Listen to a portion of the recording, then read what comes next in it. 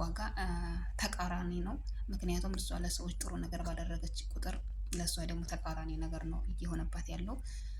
በእርግጥም አሁን ላይ ዋጋ ቢያስከፍላትም መጨረሻ ላይ ግን ያው የሚያምር ይሆናል።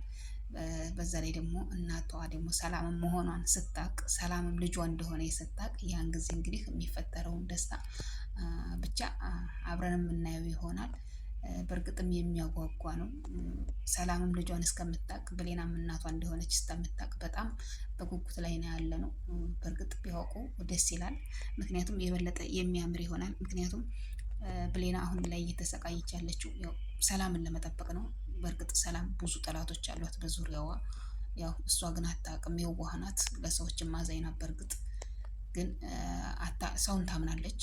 ሁሉም ነገር ያው እንደራሱ ሁሉም ሰው እንደራሷ ነው የሚመስላት። ምክንያቱም ግን እሷ እንደምታስበው ማንም የሚያስብላት የለም። ምክንያቱም ቃልም ለገንዘብ ነው የቀረበቻት፣ የገዛ ወንድሟ ሳይቀር ለገንዘብ ነው የቀረባት።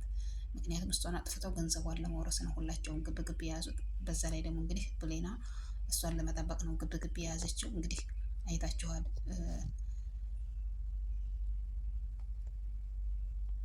ይቅርታ እንግዲህ አይታችኋል። ደብዳቤ ጽፋ ልብሷ ውስጥ ልታስቀምጥ ባላይ ሰዓት ነው እንግዲህ ልትሰርቂ ነው ወይ በማለት ያው ብሌንን እንግዲህ ከፍ ዝቅ አድርጋ የሰደበቻት። በእርግጥ ብሌና እኔ ሌባ አይደለሁም እትዬ ብላ ብታለቅስም ልሰማትም አልቻለችም። እንግዲህ ይህን አጋጣሚ ተጠቅማ ደግሞ ቃል እንግዲህ ያደረገችውን አይታችኋል።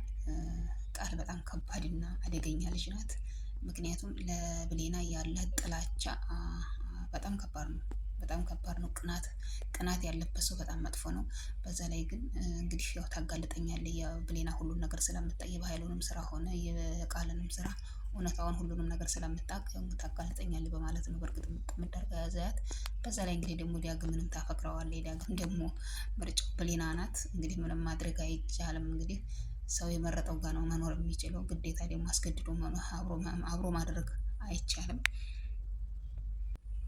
እንግዲህ ዳግምንም አይታችሁታል። ሰላምና አማን ሀገር መስሎት ያው ለእናቱ አስቤዛ ምናምን ገዛዝቶ ያው እናቱ ዘንዳ ጎራ ባለበት ሰዓት እንግዲህ ያጋጠመው ነገር ሌላ ነው። ምክንያቱም እናቱ በእርግጥ ልጇ እንደሆነ አታውቅም። እሱ እናቱ እንደሆነች ቢያውቅም እሷ ደግሞ ልጇ እንደሆነ አታውቅም። ምክንያቱም ቃል ሄዳ ፎቶውን ስላሳየቻት ያው በገንዘብ ሊደልለኝ እና በአስቤዛ ሊደልለኝ ነው ወይ ልጄ ልታማግጥ ነው ወይ በማለት ነው እንግዲህ ዳግምን ያው ተቤት እንዲወጣ ያደረገችው። በእርግጥ ዳግም እናቴ ነሽ እኮ ልጅሽ ነኝ እኮ ብሎ ለመናገር በሞከረበት ሰዓትም ያው እንግዲህ ያው እንትንም አልተሰጠውም፣ እድልም አልተሰጠውም እንዲናገር። ያው ከቤት እንዲወጣ ብቻ ነው የተደረገው። ምክንያቱም እሱ ደግሞ አሁን ዳግም በእርግጥ እናቴ ልጅሽ እንደሆንኩ ታታቂ ያን ጊዜ ታቀፈኛለች በማለት ነው እሱ ምንም ነገር ክፉ ቃላት ሳይናገር የወጣው። እንግዲህ ከእናቱ ዘንዳ በወጣበት ሰዓት ቀጥታ እንትና ቃል ጋር ነው የሄደው። ቃልን ሄዶ ጉሮሮውን ባነቃት ሰዓት እንግዲህ ያው ሰላምም ደርሳለች። ሰላም ስትደርስ ደግሞ እንግዲህ ቃል ያለችውን ሰምታችኋል። ያው በግዴታ ሊደፍረኝ ነበረ እምቢ ሲለው በግዴታ ሊደፍረኝ ነበረ ስትል ነው እንግዲህ ለሰላም እንትን ያለቻት። ሰላምም ያው የቃልን ነገር እውነት መስሏት በገዛ ቤት የመተህ ልጅ ልደፍር ነው በማለት ነው ለዳግም መልስ የሰጠችው። ዳግምም ይሄ አይደለም እውነታው። ብሌናን ሂዳ ከእናቷ ጋር ጠልታታለች። ብሌና ተቤት ተባራለች። ብሌና ውጭ ወርቃለች። የት እንዳለችም አይታወቅም ሲላት ግን በዛን ሰዓት በጣም ነው የደነገጠችው ሰላም። እውነት ለመናገር ሰላም በጣም ጥሩ ሰው ናት። ለሰዎች አዛኝ ናት። የዋህ ናት። ሁሉ ሰው እንደራሷ ነው የሚመስላት። ሰዎችን ታምናለች። በዛን ሰዓት እንግዲህ ልብስ ልቀይርና በቃ ሄደን እንፈልጋት ነው ያለችው። ቃል ግን ያው ሁሉ ነገር የተሳካላትና ያው ከእናቷም አጣልታ ከሰላምም አጣልታ የምትቀር ነበር የመሰላት። በእርግጥ ሰላም አስተዋይና ሁሉን ነገር አመዛዝና የምትመለከት ሰው ናት። በእርግጥ ያው ልጇ ስለመሰለቻት ያው የልጇን ነገር አንዳንድ ጊዜ ብትቀበልም በእርግጥም አይፈረድባትም። ብዙ ነገር ያው ወደ ልጅ መቼም ማንኛውም ሰው እንደሚያድለው ማድላት የማይቀር ነው እና ያው አንዳንድ ጊዜ ልትቀበላት ትችላለች። ብዙውን ጊዜ ደግሞ ብትቀበላትም ብሌንም እንድትጎዳባት አትፈልግም። ምክንያቱም ብሌና ያው ልጇ በእርግጠኝነት ልጇ እንደሆነ ባታውቅም ያው እንደ ልጇ ነው የምታያት። በእርግጥ ልጇ መሆኗን ደግሞ አንድ ቀን ያወቀች ቀን የቃል መጨረሻዋ በጣም እኔ እንጃ። እሱን ለማየት በጣም ያጓጓል። በጣም ያጓጓል እሱን ለማየት ማለት ነው። ግን እዛው ድረስ አሁን ላይ ብሌና ናት እየተሰቃየች ያለችው። ምክንያቱም ከእናቷም ተጣልታለች፣ ከሰላምም ተጣልታለች።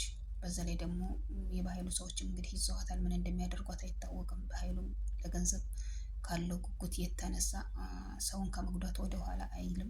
ምክንያቱም ለእህቱ ለራሱ የማያዝን ሰው ነው። እንግዲህ ሳሚንም ምን እንዳደረገው አይታችኋል። ሳሚ ያው እንግዲህ ቢያሳደገውም ቢሆን ያው ሳሚን ያለ ወጉ አድርጎ ነው ነበር የያዘው። እናቱንም እንደገደለበት ተናግሯል ሳሚ። ምክንያቱም ዳግምም አሁን እናቱ እንደሆነች ያልተናገረ ያው በኃይሉ ይገልብኛል በማለት ነው። ምክንያቱም ዳግም የእናትን ፍቅርና የእናትን እንትን የሆዴን በሆድ አድርጌ ይዤ እናቴን ሰላሟን መጠበቅ ነው ያለብኝ በማለት ያው ለእናቱም አልነገራትም። ያው እሱ ቢያውቅም እናቲቱ ምንም የምታውቀው ጉዳይ የለም።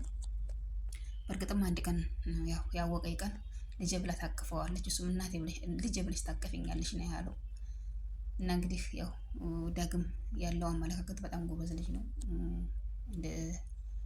ቃል እንደምታስበውም አይደለም።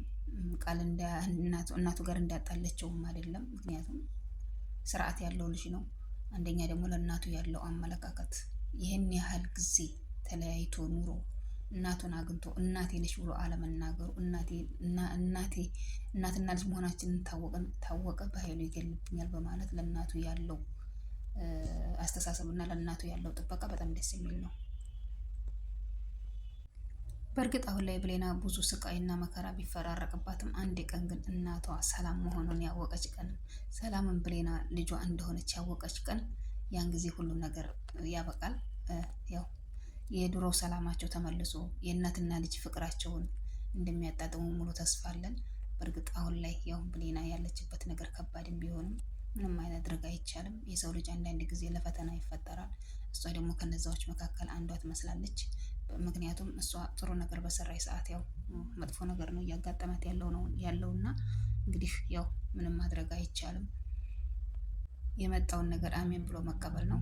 እና ውድ ቤተሰቦች፣ ውድ ቻናል ቤተሰቦች እንግዲህ ለዛሬ ይዣት የቀረብኳት ቪዲዮ ይችን ትመስላለች። በቀጣይ ቪዲዮ እስከምንገናኝ ሀገራችንን ሰላም አድርጎ በስደትም ያለነው በሀገርም ያለነው ሰላማችን ብዝት ብሎ የእርፈት እንጀራ ይስጠን፣ ከሰው ቤት እንጀራ አላህ ይገልግለን እያልኩኝ እንግዲህ በቀጣይ ቪዲዮ እስከምንገናኝ ሰላም ያገናኘን እያልኩኝ